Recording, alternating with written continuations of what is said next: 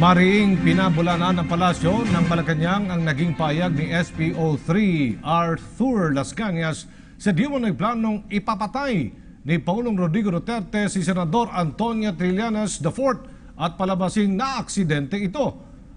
Sinabi din ni Presidential Chief Legal Counsel Salvador Panelo na walang bearing ang pagbawi ni SPO3 Las Cañas sa nauna nitong testimonya sa Senado kaugnay sa umano'y Davao Death Squad o DDS. Ari Panelo, gaya ng ilang senador na nag-iimbestiga, nakikita nilang wala na itong kredibilidad dahil sa mga pabago-bago nitong statement. Samantala, ginagalang din ng Chief Legal Counsel ng Pangulo ang planong paghahain ng resolusyon ni dating Justice Secretary at kay Senadora Laila de Lima na imbestigahan ng Senado kung bakit hindi maubos-ubos ang bandidong grupong Abu Sayyaf Group na responsable sa pagdukot at pamumugod sa ilang mga dayuhan at mga Pilipino.